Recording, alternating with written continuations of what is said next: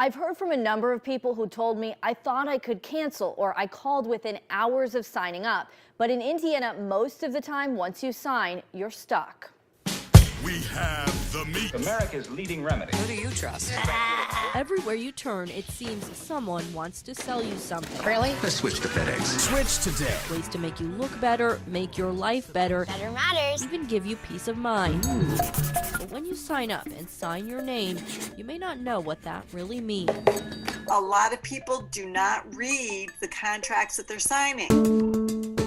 We started looking more closely at Indiana's contract law after digging deeper into a company called Indianapolis Singles. So if you click on them, Our CBS4 Problem Solvers investigation found high-priced contracts and dozens of complaints filed against that company, which is owned by a man in Dallas, Texas. They could lose their The accreditation. Central Indiana Better Business Bureau even revoked the company's accreditation, citing our investigation and the owner's history with previous dating companies. I'd like to get my money back. Over the course of our reporting, a number of people who signed up for Indianapolis Singles told us they didn't realize they were locked in the moment they signed on the dotted line. That's what they harped on. Scott Sermersheim is one of them. I placed a phone call to them saying that I wanted to cancel. So that was less than an hour after I left their facility. This is the contract. What followed was a 4-month-long fight. Sermersheim filed a complaint with the Attorney General and a dispute with his credit card company. But ultimately, he was told he had to pay the $1,900 fee, even though he never used the dating service. Indianapolis Singles responded to both complaints, saying the contract clearly states that once signed, it can't be canceled. Contract does not allow for cancellations or recessions of any kind. Sermersheim even initialed by that line in the contract. I noticed it, but I was under the impression in Indiana that you could cancel. And that is something we've heard from multiple consumers. Turns out Indiana does have several laws on the books that give you a sort of contract cooling off period, a 3-day right to cancel, but they don't apply to every contract.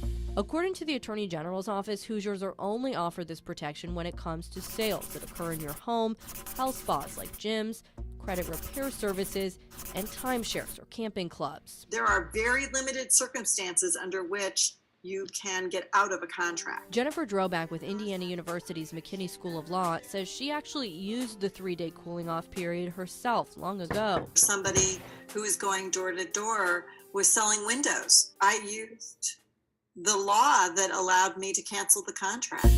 But she had to abide by very specific rules. And Droback says for most contracts, you'll find that once you sign, you can't back out. I did find that for dating services, where you live may matter too.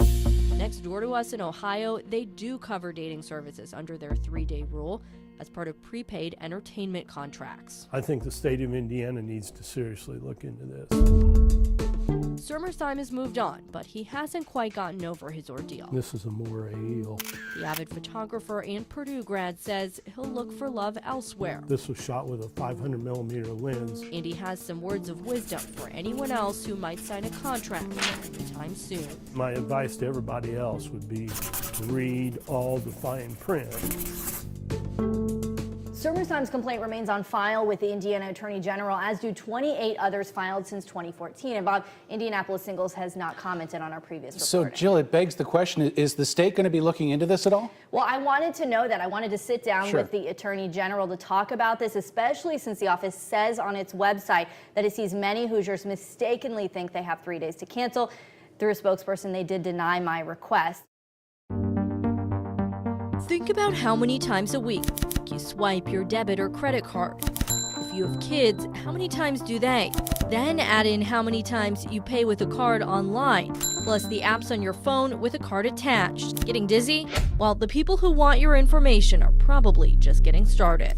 it was upwards over $1,700. Divine Barbecue and Catering. Restaurant owner Michelle Nur lost her information the old-fashioned way.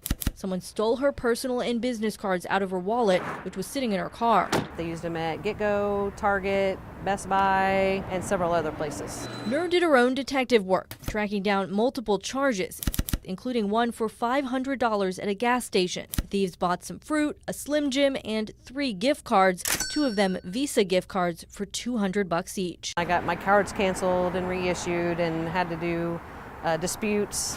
She got her money back, but that's as far as her case went. I would like to be able to see the video. Nur never got to see surveillance footage of the thieves, even though she knew it existed. I want to see who did it. Our CBS4 Problem Solvers investigation found reports of financial crimes like stolen credit cards, identity theft, and scams are on the rise. It does happen every day. But there's not a lot of data to show how many Hoosiers have been hit, and the data that does exist paints a picture of more frustrated victims.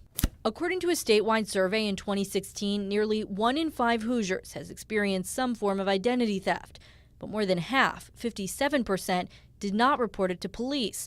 And 1 in 4 victims said they believed the police wouldn't be able to help them. We get 20 to 40 cases a day. One of the officers who does try to help is Sergeant Steve Walters at IMPD. We have seen a drastic increase. Walters helps run the department's fraud unit. He says identity theft is much more complicated than most people realize, and it can be devastating. Very impactful for the people that get victimized by these kind of crimes.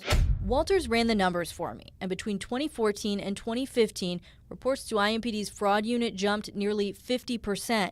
Since then, it hasn't slowed down. The unit now receives around 6,000 reports a year.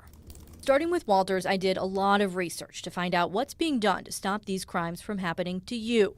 If this template is stolen. At IUPUI, Professor Shukai Zhou and his team are researching high-tech ways to stop hackers from getting your information. We fuse them together. He showed me a network system they're working on. Intensive experiment. It's similar to the way you can now use your fingerprint or even your face to unlock your phone. Make it safe. It would do away with passwords, which still provide thieves with the easiest way in. One password is not secure. If you have multiple passwords, you forget this, you messed up that. But how do you attack this issue if you don't really know how widespread it is? I found that could soon change now that Indiana is transitioning to a new data system. We are stepping this into place over the next 2 years. State Police Captain Dave Burston told me that by 2020, every police agency will be required to report their crime statistics. Eventually, the new system will have a website where you can go look at the crimes in your area. If you have more information, you're able to put it together and look for patterns. In the meantime, you may have to take steps to protect yourself. Look around the ATM. Crime is evolving, as evidenced by these ATM skimmers Sergeant Walters showed me. The pinhole camera's right there.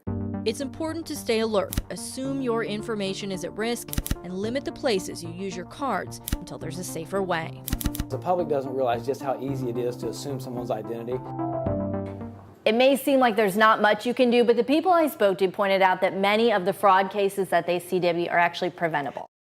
In some cases, all it takes is a simple search online or knowing how to ask the right questions to make sure you get what you're paying for. None of these posts are really set very well. In our latest CBS Problem Solvers case, I met James Payne. I don't think that's going to hold for very long. And helped him get a fencing company to repair his fence after 5 months of waiting. I should have known better and known a better way. He's the latest customer to contact us about problems they had with a company or contractor they hired. All the texts and calls that I sent to him, he never returned them. I'd like to get my money back, and I'd like to see everybody who's been through this get their money back. A lot of times it can take months, if not years, to get your money back if you ever do at all. So taking steps before you spend the money can be your best bet. The first thing, do your own research. You can look for someone reputable through private companies like Angie's List and Home Advisor, or through the Better Business Bureau, which is a nonprofit.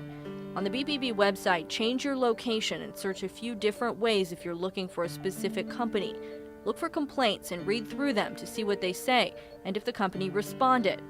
Next, search for reviews, but be sure to take them with a grain of salt. The BBB's Tim Maniscalco says most people don't write reviews, especially if the job was good. The reviews are written by about 7% of the consumers out there. So you're getting a pretty small sampling of people who have had experiences.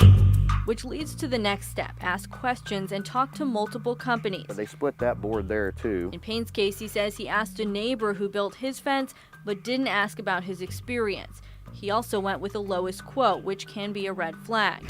Plus, find out if a job requires a license and learn more about the business. How long have they been in business? I think that's also a key one.